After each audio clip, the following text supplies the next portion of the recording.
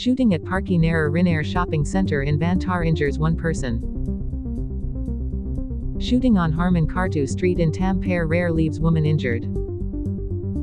First Lady of Finland visits Kyiv for Global Forum on Children's Issues. Oulu Air Ambulance moves to new base near airport for better rescue operations. On Thursday afternoon, a shooting occurred at the Pähkinärinne shopping center in Vantaa, injuring one person. According to the Eastern Uusimaa police, the incident took place in a pizza restaurant inside the shopping center. The suspect used a handgun to shoot another person in the restaurant. Police received an emergency call shortly after 4 p.m. and quickly arrived at the scene. The injured victim was taken to the hospital for emergency treatment. There is no information about other victims at this time. A witness living nearby reported hearing at least 10 shots. According to this witness, the shooting began outside and continued inside the restaurant. He also stated that he saw the suspect leave the scene after the shooting. The suspect was later arrested by the police in the Pirkkular area of Helsinki while driving a car. The police quickly subdued and arrested the suspect within minutes of the shooting. At the time of the shooting, there were many people in the restaurant and surrounding area. Another witness recounted that the suspect fired at least 2 shots outside before entering and firing 7 more shots. After the act, the suspect calmly left the scene. Police have cordoned off the area for investigation, and there is no immediate danger to the public. The motive behind the incident is still under investigation.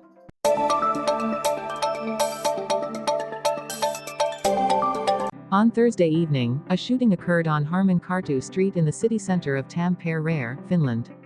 According to police information, a person shot at another, and the scene has been cordoned off. A witness at the scene reported seeing a woman lying injured on the street before rescue teams arrived. The victim, who was shot in the chest, was taken away by ambulance. Multiple police, fire, and emergency vehicles were present at the scene. According to a reporter at the scene, the situation has stabilized, but the surrounding area is still under strict supervision. The incident happened during a busy time due to a student event in the city. The police received information from the emergency center around 7:45 p.m. local time.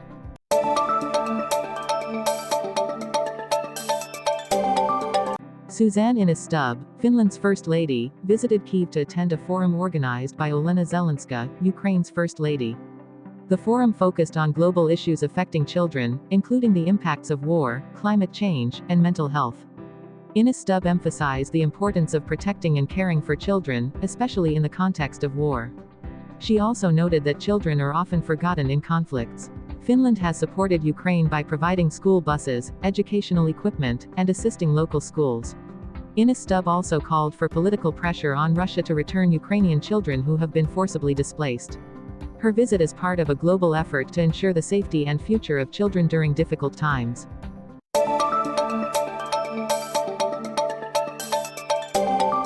Since the beginning of this month, the Oulu Air Ambulance has been operating from a new base near Oulu Airport, replacing a temporary facility that had been used for the past 10 years. The new 1,400 square meters base, costing approximately €5.5 million, provides more comfortable working space for staff and enhances response speed and rescue efficiency. The facility includes an on-site maintenance house for helicopter repairs and a backup power system to ensure uninterrupted operations in case of power outages. The Oulu Air Ambulance serves a large area, from North Ostrobothnia and Kainuu to Lapland. Besides the main helicopter, the base also houses a backup aircraft for northern regions. A new helipad at the Oulu University Hospital will become operational in November, reducing the time to bring patients into emergency care to just a few minutes.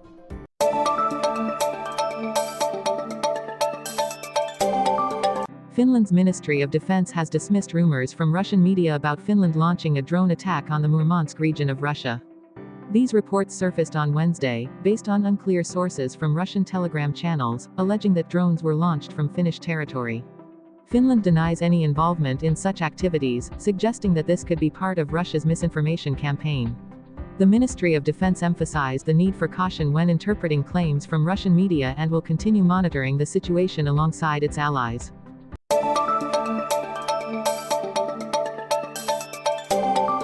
The city of Kotar will promptly clear the Liskon Rantar seaside area near Hirssaaren, an unauthorized recreational space near the city center. According to land manager Katri Vasti, the city had requested residents to clean up the area by the end of August, but no action was taken. Authorities will hire a company to clear the site, and the costs will be borne by the owners of the items.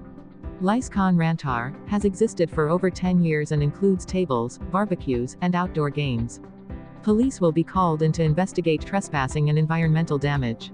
The city may also seek compensation for damages. Some residents have protested the cleanup, but authorities insist that surveillance will continue to prevent unauthorized land use.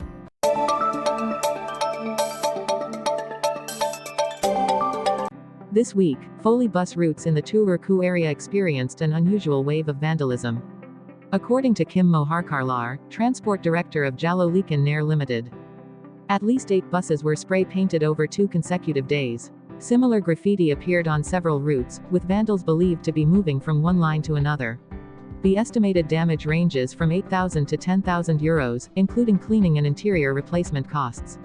The vandalism has been reported to the police, and Harkarlar hopes passengers will report the culprits immediately to help end the situation quickly.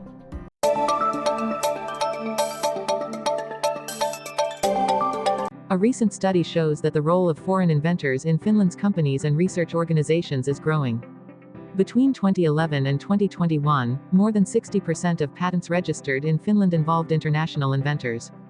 Research by the Research Institute of the Finnish Economy ETLA highlights the critical role of international cooperation in developing technological innovations.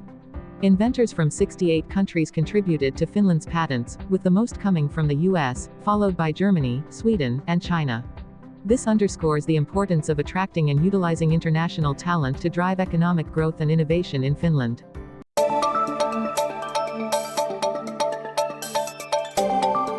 Food company Valio is conducting major renovations and upgrades at its Seinäjoki plant, with a total investment of approximately €70 million. Improvements include building a new washing center for the milk powder production plant, replacing drying towers, and upgrading production processes. A new laboratory at the plant site is nearly complete and is expected to be operational by the end of November. The project will increase the plant's productivity and energy efficiency, ensuring sustainable operations for years to come. The Seinäjoki plant is also significant for Valio's exports, with about 60% of its output destined for international markets.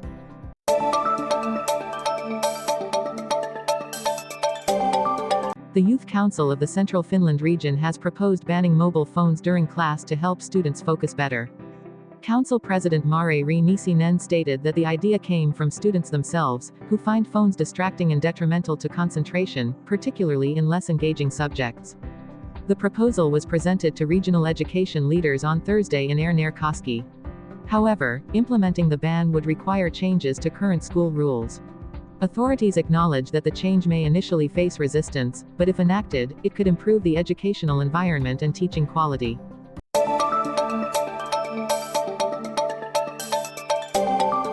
This year, the number of restaurant bankruptcies has reached a record high. According to Timo Lappi, director of the tourism and restaurant organization MARRAN, bankruptcies have sharply increased over the past 2 years. He noted that financial difficulties from the crisis period have accumulated, forcing many businesses to close. Rising operational costs and mounting debt have made it impossible for many restaurants to remain profitable. Jack Norse, a bankruptcy expert, warned that the trend could worsen this year. With consumer spending down and tax regulations tightening, the restaurant industry's future depends on restoring purchasing power and consumer confidence.